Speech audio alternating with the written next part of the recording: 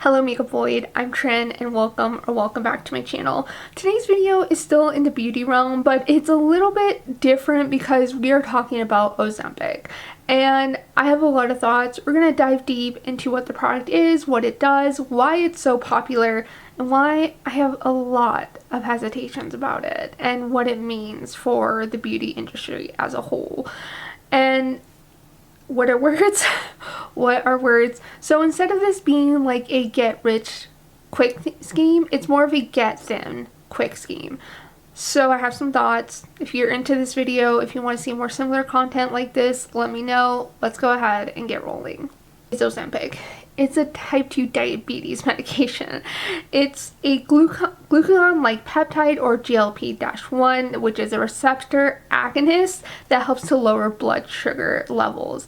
Glucagon itself is a hormone produced by alpha cells in the pancreas that plays a vital role in managing blood sugar levels. So that's what it is.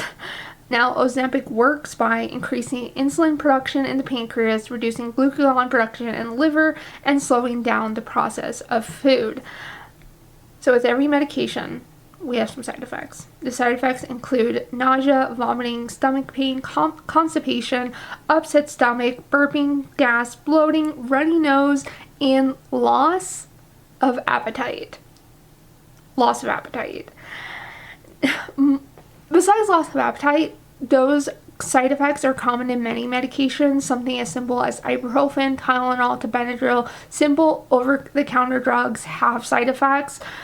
But the loss of appetite is like what gives me the ick. And it's because the loss of appetite is you're not hungry, so you eat less.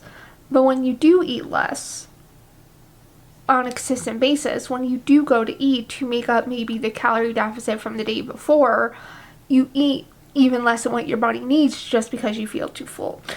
A big personal example of kind of how my theory was proven in real life is that my husband and I go to essentially, it's called Hoo Ha. It's a Mongolian grill where it's a US based restaurant. They're scattered throughout the country, but they have different markets that they focus in. Anyways, so it's like a buffet. You grab a bowl, you fill it up with protein, noodles, veggies. They have a bar of sauces that you can use to customize the flavor of your dish, and then they cook it in front of you, which not super original, but we go there a lot because it's sentimental, it's relatively affordable, and so it's kind of like we want to go out, we don't want to think about where we're going out, we typically go there. And one day recently, my husband had a little bit of a scare issue or a health issue where he didn't eat all day. So we go to Hoo Ha the following day, and he thinks, oh, I didn't eat anything the day before. I need to eat a lot to make up for that deficit from yesterday. And guess what? He didn't. He couldn't. He got full so quickly because even for one day of not eating, his brain was already starting to rewire in the sense that, oh, I'm used to already starving myself, so when I can't eat, I just can't because I was so used to not having food the day prior. So when I do, I just can't keep up. Even though your brain is like, yeah, I need to make up for that calorie deficit, your body just can't. And I think that's the never-ending cycle that we'd fall into with taking something like Ozempic for not a medical condition related. Ozempic is an FDA-approved drug which was primarily used to treat type 2 diabetes, but then people started finding out about the loss of appetite side effect, and then it caught wind of celebrities and influencers, and then it doesn't matter if you have type 2 diabetes, doesn't matter at all. So, loss of appetite you can argue, is a good thing for people with type 2 diabetes because the majority of people who have that disease are either overweight or obese, and that is largely determined by your BMI, which is problematic for a lot of reasons. But going off the BMI, many people with type 2 diabetes are overweight, so you think of a loss of appetite and losing weight is really good for them because, as we all know, there are a lot of health-related conditions besides diabetes that come with being overweight, so that's considered a good thing. But what if you're not overweight? what if you're not? So what made Ozempic so popular is celebrities and influencers, like I said, using this as a lose thin quick scheme. Oh, you don't have to work out. You don't have to have a healthy diet to lose weight. You can just take Ozempic and all of the fat will melt off your skin and you'll have this beautiful, perfect figure in a matter of weeks or a year.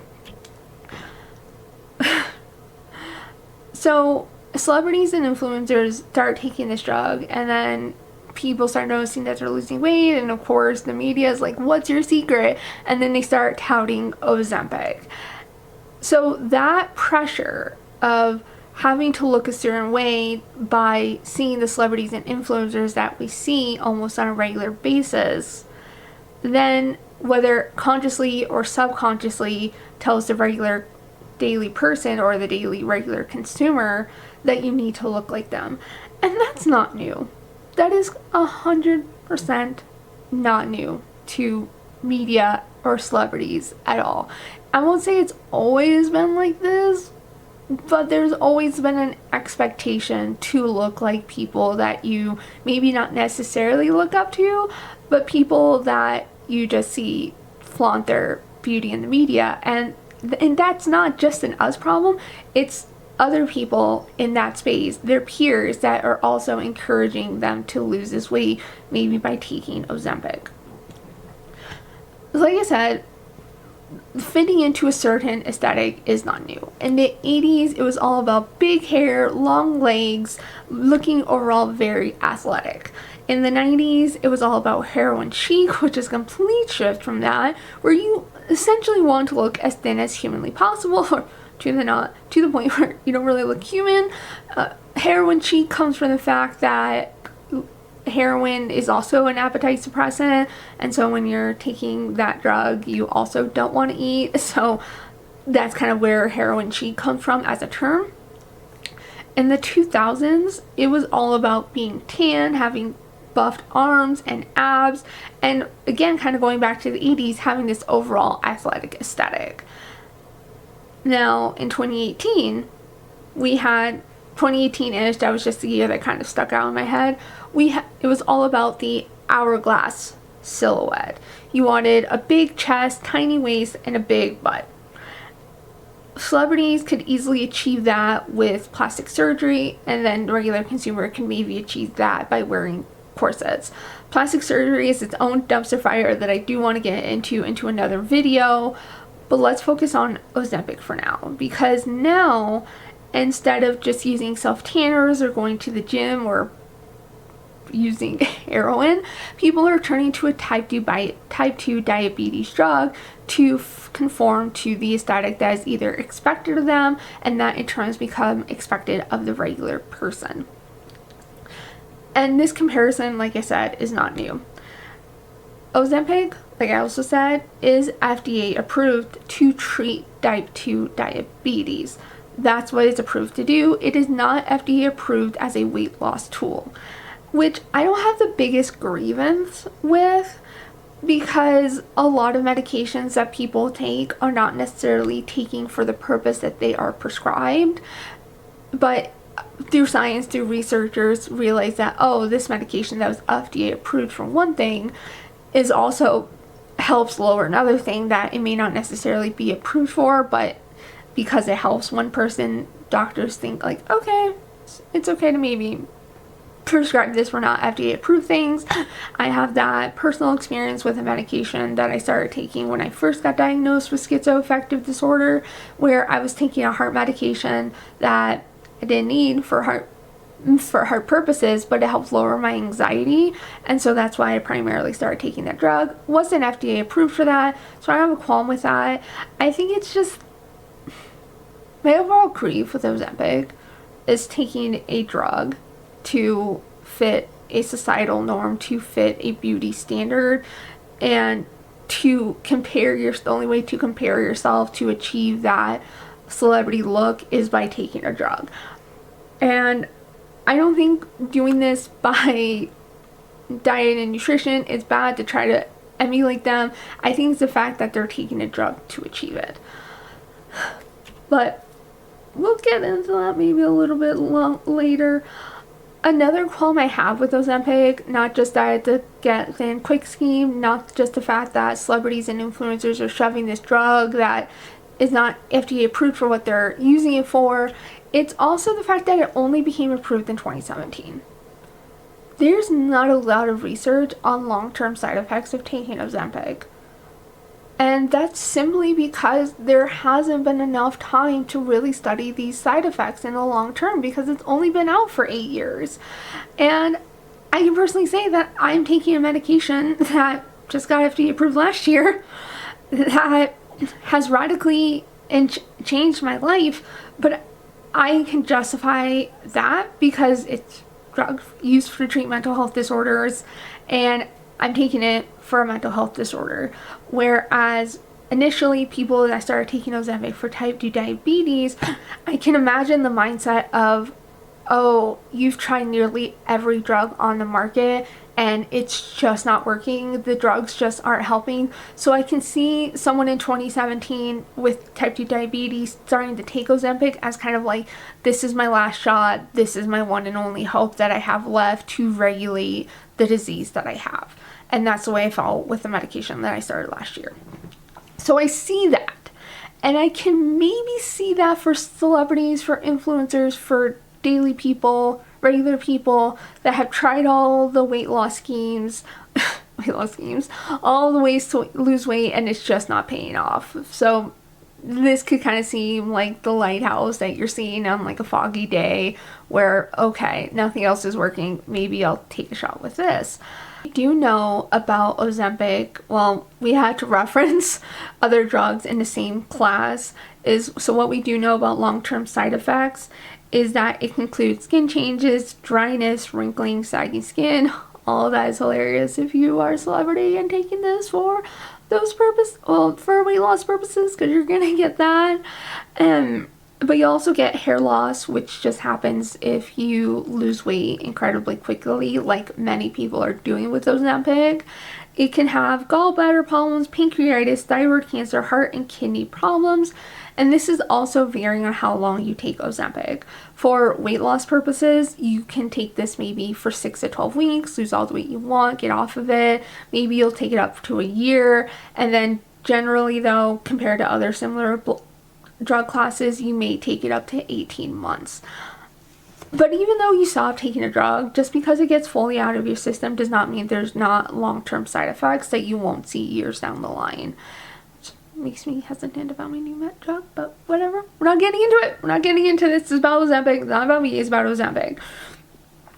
So I didn't take notes on this, and honestly I'm going off of Instagram for this, even though I've seen several videos on it and YouTube online, so take this part with a grain of salt, but it does track.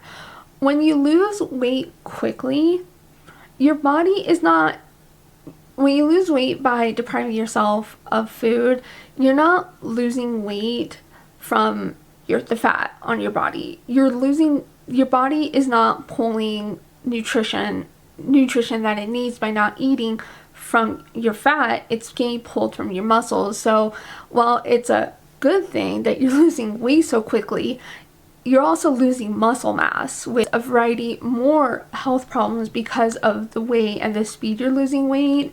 I've done research on like how safely you should lose weight, and if you want to safely lose weight, you need to lose 1 to 2 pounds a week.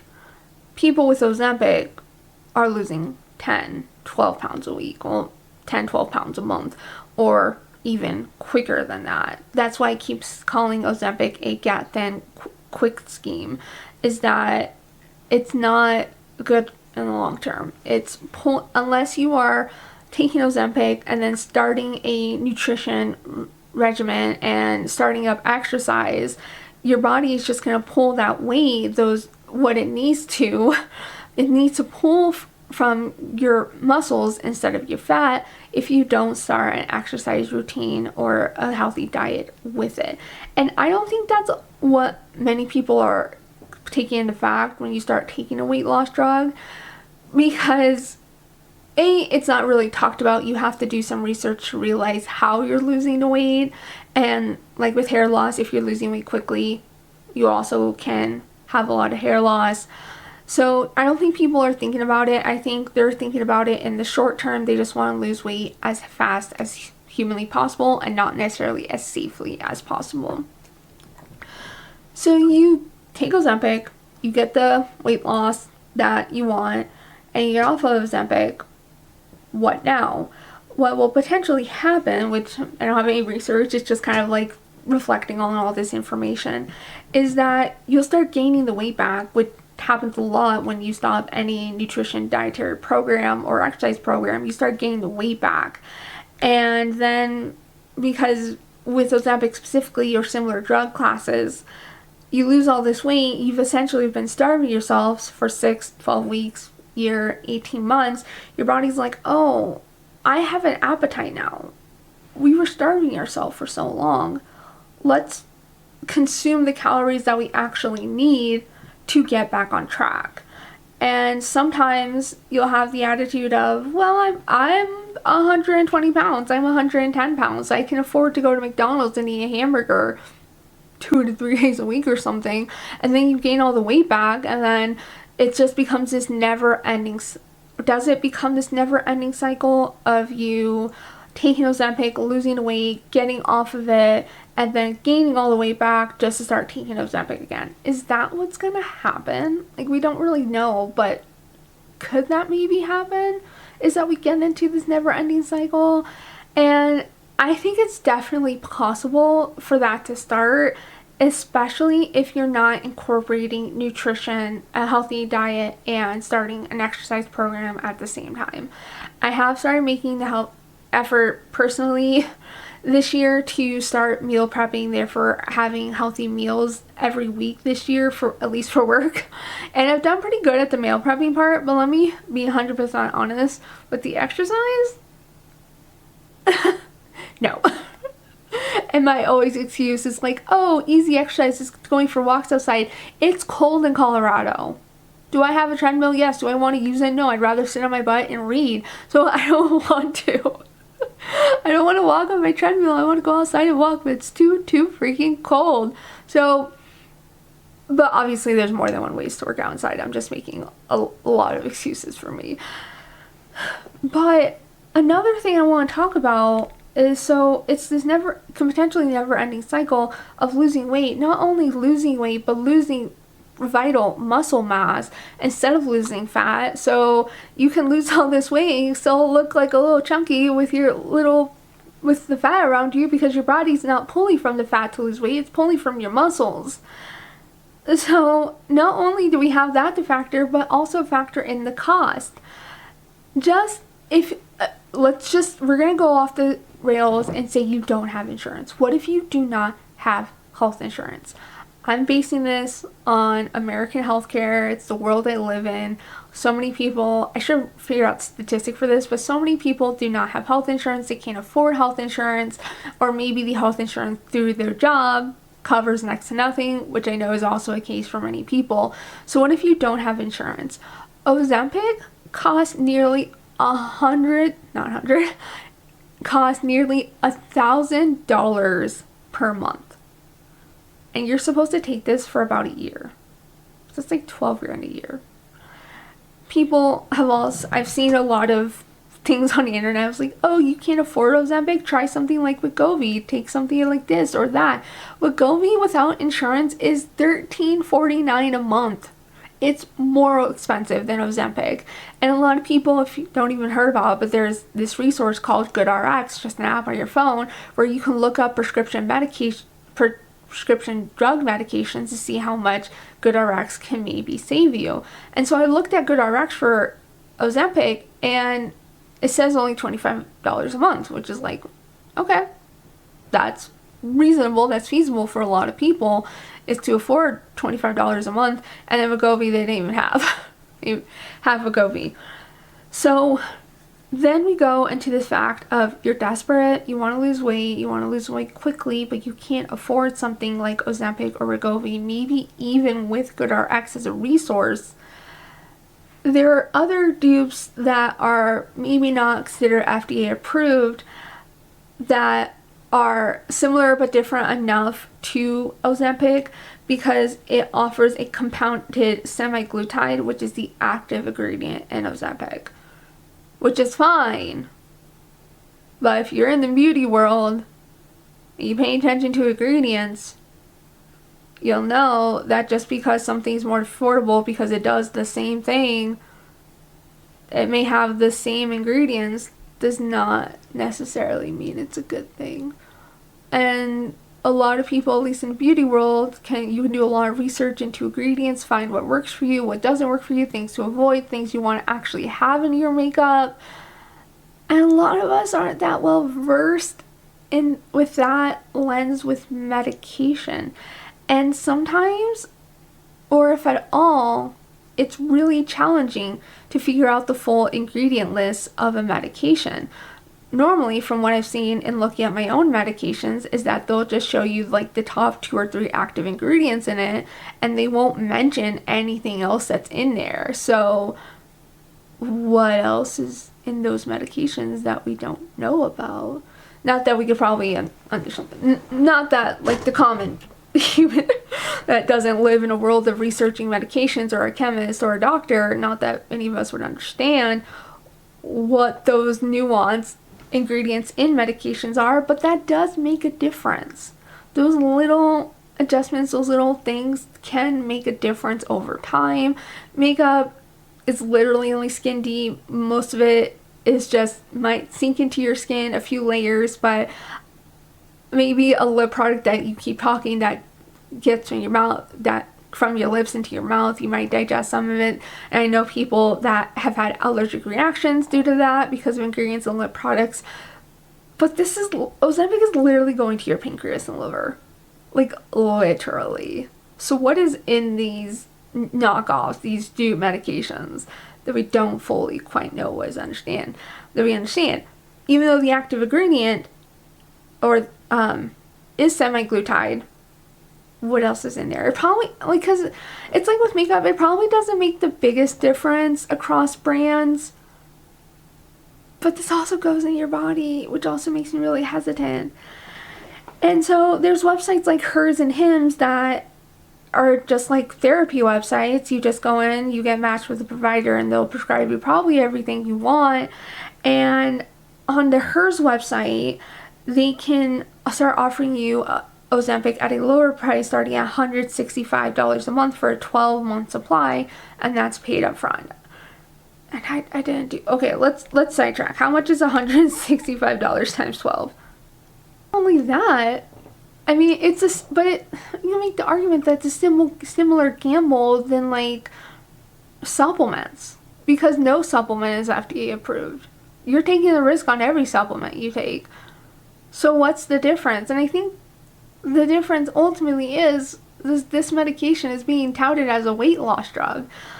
A lot of supplements are just like, live your best life, have more energy, get all these nutritions, get all these vitamins that you need, get all these vitamins and things that you need for your body that even though that you could probably get by eating a healthy diet rich with certain vegetables and fruits and lean meats. Instead of doing that, you can just have this like supplement drink and get all those nutrients, which is the same but different, and it's not FDA approved, which gives me the really big ick. But something as simple as taking vitamin C off the shelves at Target, that isn't FDA approved.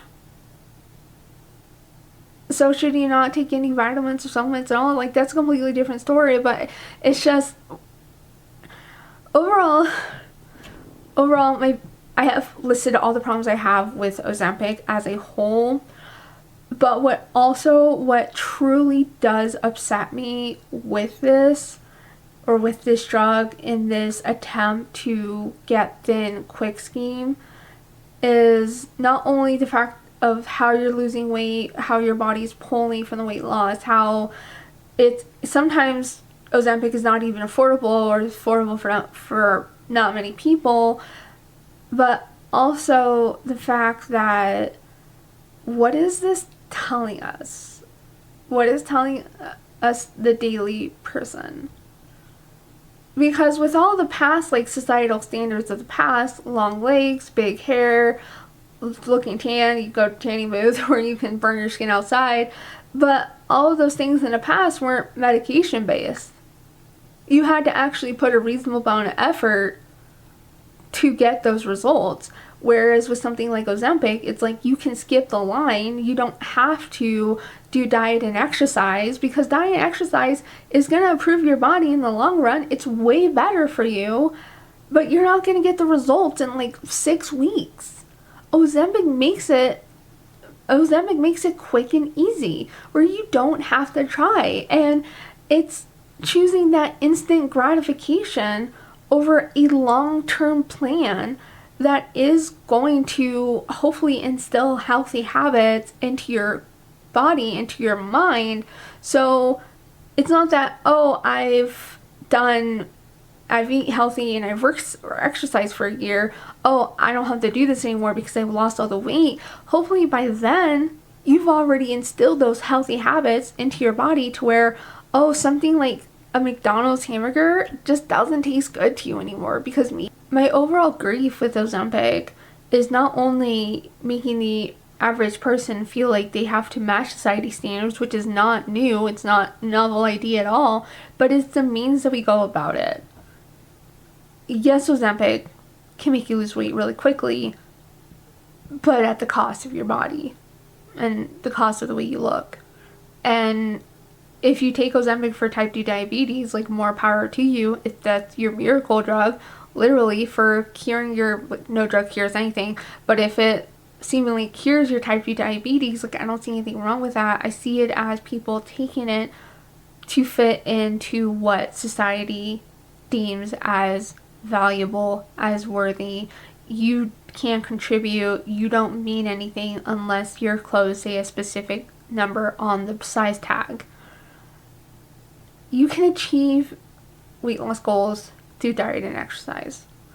And hopefully by the time you get to that point where you lose the number that you want, by that point, hopefully you have just instilled those habits, or they've turned into habits, that they've just become a new lifestyle for you, to where you don't feel like you can, not that you can eat whatever you want anymore, because that will just be counterintuitive, but it'll be the whole point where you don't want to eat the food that you used to, because you're so used to eating healthy, you're so used to getting those nutrients, you're so used to working out, where you don't want to stop. Maybe you stop doing all those things to lose weight, but you go back to eating healthy or working out to maintain your lower weight, and that is possible, that is safe to do. So overall, I don't think taking Ozempic is a good idea for anything other having than type 2 diabetes. I think taking a drug that suppresses your appetite is dangerous if you don't monitor it closely.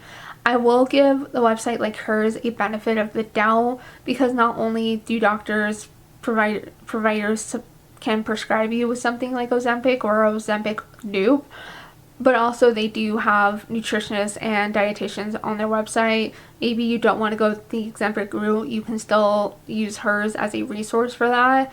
Maybe you see a nutritionist and a dietitian and you take Ozempic at the same time. If you can manage those two things, then good for you. But I think if you're just taking Ozempic as an excuse to lose a lot of weight and still eat whatever you want, I think that's where the problem lies. Also in the fact that you're like, why are you taking Ozempic? Do you just want to take it to look better for a wedding in 6 to 8 weeks? Do you just want to take it for just a one-time event? Why are you taking this drug to lose weight? And why are you choosing the faster route over a long-term end game that can radically change your life in the long term? And also think back to all the side effects that I mentioned, from the aging skin, the hair loss, the gallbladder problems, the heart issues, the kidney issues. Is all of that worth it for you just to shed pounds quickly? Is it? So I hope you take that away. I hope if you have been considering Ozempic, that maybe this video shed a little bit of light, improve, maybe change your perspective on it. If you are taking Ozempic for weight loss purposes, I would love to hear your hot take on it. Is it working for you? Have you started? Have you gotten off of it? What have the results been like? I'd love to hear from you. I think this video is an experiment to see how I want to take my channel. So we're just going to see how this goes. And thank you all so much for watching. If you made it this far, as always, have joy and bye!